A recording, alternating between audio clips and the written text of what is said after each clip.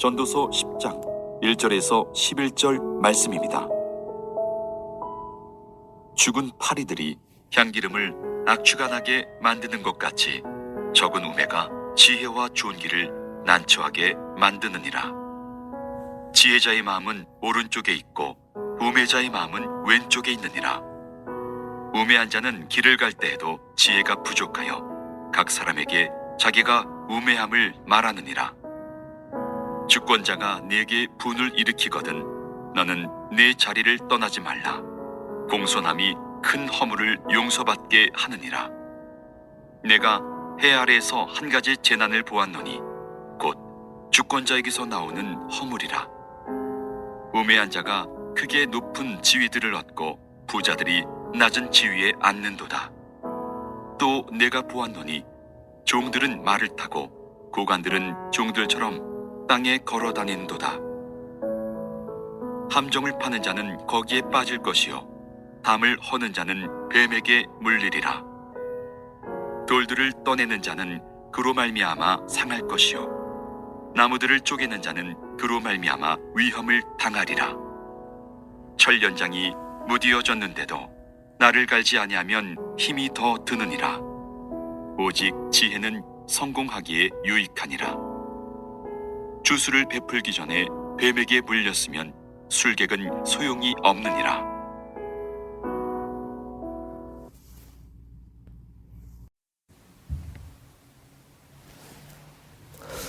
오래전에 한국의 한 전자회사에서 이런 광고의 문구가 있었습니다.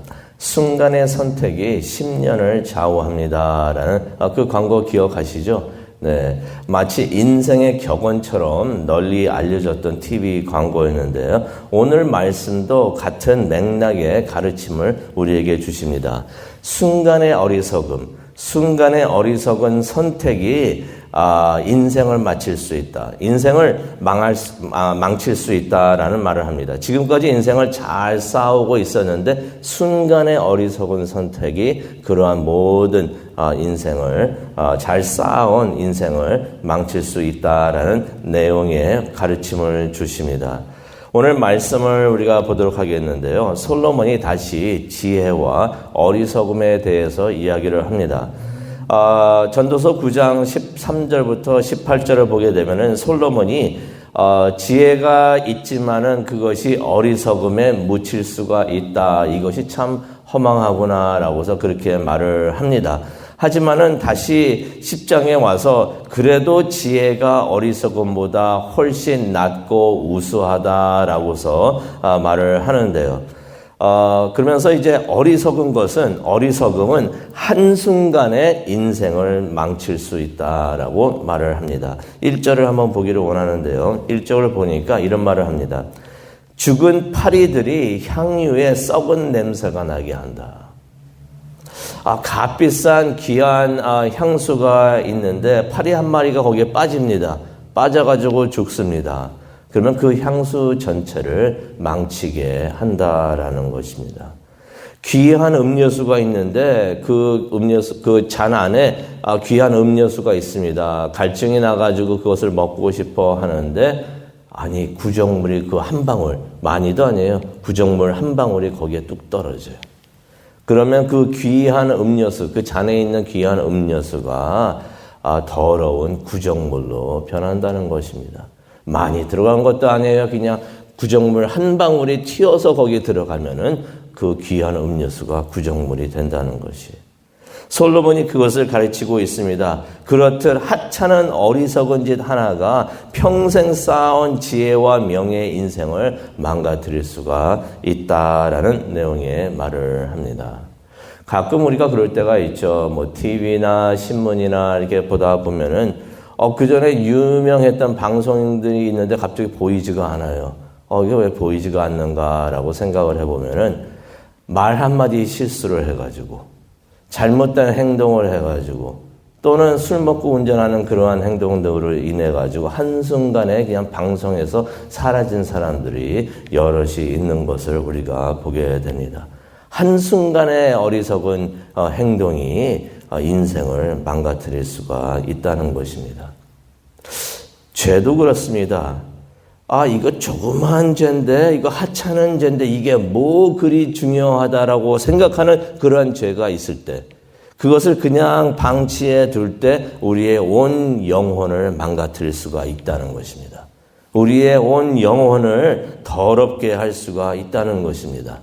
그래서 예수님께서 마태복음 16장 6절에도 그런 말씀을 하시죠. 주의하라 조심하라 하는데 무엇을 조심하는가? 크고 많은 죄를 조심하라고 하신 게 아니라 바리새인의 누룩을 조심하라. 바리새인들이 갖고 있는 누룩, 그 조그만 것이 우리에게 들어왔을 때 이것이 크게 온 몸에 다 퍼지게 될 수가 있는데 그것을 조심하라라고서 예수님께서 말씀을 하셨습니다. 우리가 아무리 거룩하고 성스럽게 하나님 말씀대로 살려고 해도 한순간의 실수로 우리의 영혼이 더럽게 되고 용서받을 수 없는 그러한 죄인이 될 수가 있다는 것이에요. 근데 솔직히 그것이 현실입니다. 우리가 행실로서 깨끗하게 살 수 있는 사람이 한 명도 없고요. 우리가 매일 그렇게 죄를 짓고 있는데 그렇기 때문에 스스로 내가 의롭다 말할 수 있는 사람이 없고 하나님 앞에 나와서 그래서 우리가 매일 하나님 어젯밤에도 또 어제도 잘못한 거 또 오늘 잘못한 거 다 용서해 주십시오라고서 우리가 회개를 하고 용서를 받아야 되는 줄로 믿습니다. 그렇게 용서를 받아야지 우리가 의롭다 함을 받고 또 하나님 보시기에 참 아름다운 모습을 우리가 유지할 수 있는 줄로 믿습니다. 그런데 무엇이 우리를 이렇게 어리석게 만드는가? 성경 말씀을 보게 되니까요. 우리의 마음이라고 합니다. 우리의 마음 때문에 우리가 어리석게 된다. 여기서 말하는 마음이라는 것은 속마음을 이야기하고 있습니다. 우리가 남에게는 잘 나타내지 않는 그리고 마음속 깊은 곳에 간직하고 있는 본심이라고도 말할 수 있는 것. 속마음. 그런 것 때문에 우리가 어리석게 된다라고 말을 하는데요. 2절로 가기로 원합니다. 2절을 가니까 이런 말씀이 있습니다. 지혜자의 마음은 오른쪽에 있고 우매자의 마음은 왼쪽에 있다.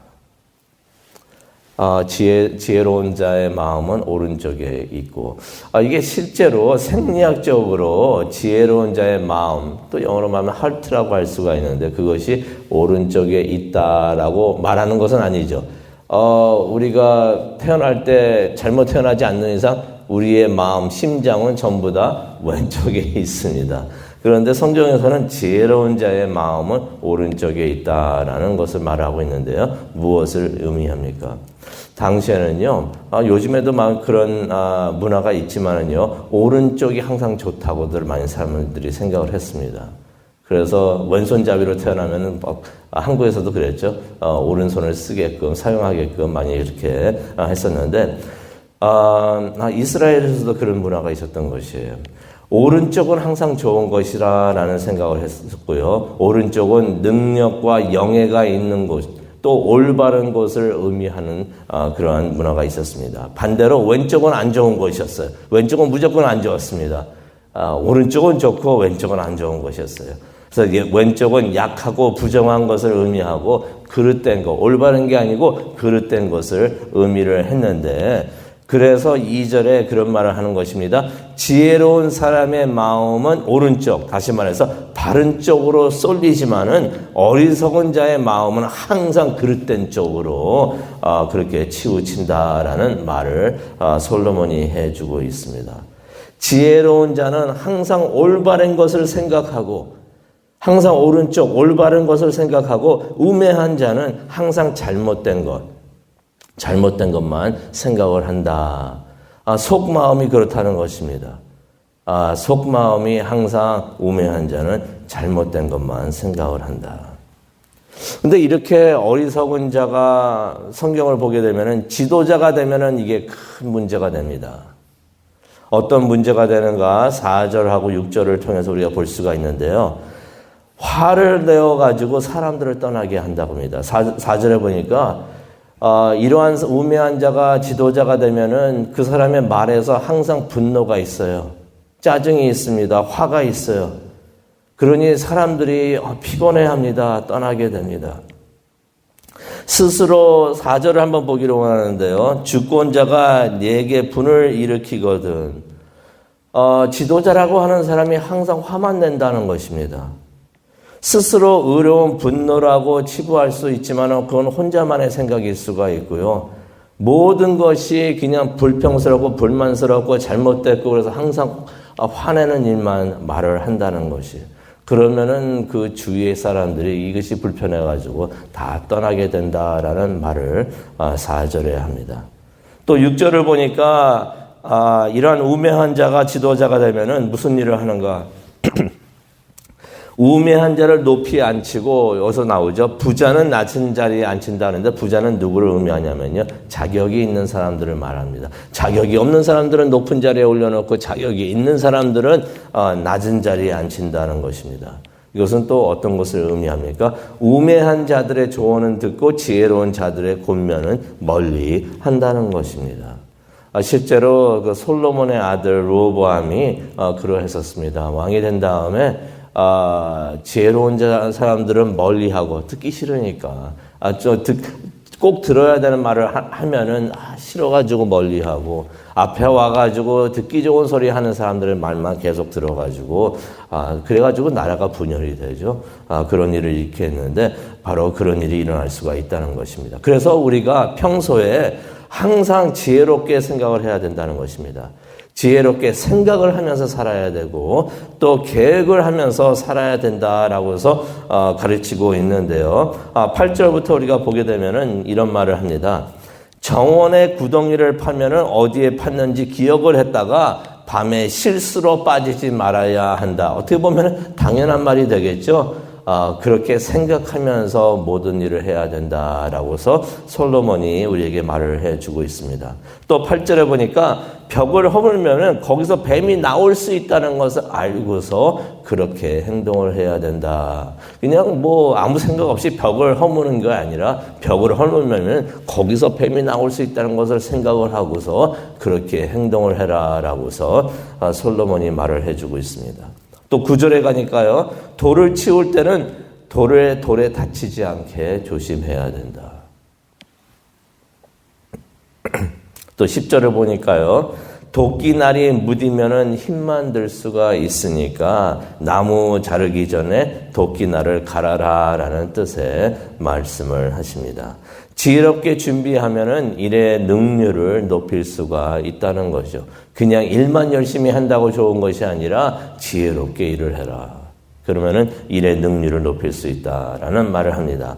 또 11절에 보니까 주문을 걸기도 전에 뱀에 물리면은 마술사가 필요 없다라는 말을 합니다. 이것은 무슨 말을 합니까? 항상 조심하고 자신만만해하지 말라는 충고의 말을 하고 있습니다. 그러니 우리가 무엇을 하더라도 항상 생각을 하면서 하라는 것입니다. 생각하지 않고 그냥 무턱대고 일을 하다가 일을 그르치는 것이 아니라 그것은 참 우매한 자의 모습과 같으니까 지혜롭게 생각을 하면서 계획을 하면서 내가 이렇게 했을 때 이런 일이 있을 수가 있겠구나라는 걸 생각을 하면서 항상 올바른 행동을 하면서 지혜롭게 생활을 하라는 것입니다. 오늘 이 말씀을 생각하면서 묵상하면서 기도하는 시간을 갖기를 원하는데요.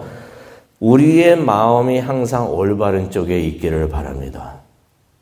우매한 자의 모습은 항상 그릇된 쪽에 있는다고 했는데 항상 우리의 마음이 하나님 쪽에 있기를 바랍니다. 그래서 하나님의 생각을 항상 하기를 원합니다. 우매한 행동은 한순간 이거 오래 걸리지도 않아요. 한순간의 잘못으로 모든 것을 다 망칠 수 있다고 하는데 우리가 아무리 작고 적은 악이라도 우리 안에 두면서 방치하는 것이 아니라 주 앞에서 회개하는 우리 모두가 되기를 간절히 축원합니다. 기도하시겠습니다. 사랑과 은혜가 충만하신 하나님 아버지 감사합니다. 오늘 이 말씀을 통해서 우리가 어떻게 지혜롭게 사는 것이 중요한가 다시 한번 깨닫게 해주시니 정말로 감사합니다. 항상 하나님 것을 생각하고 하나님 쪽에 우리가 거하기를 원합니다. 악한 것은 조그만 것이라도 다 버리고 하나님께 회개하면서 다 우리 삶에서 치워버리고 항상 하나님 거 좋은 것만 생각하고 올바른 것만 생각하고 그래서 항상 올바른 행동을 할 수 있도록 결단을 할 수 있도록 하나님 도와주시옵소서. 그것을 위해서 기도하는 시간을 갖기를 원합니다. 이 시간 함께하여 주시옵소서. 예수님의 이름으로 기도합니다. 아멘.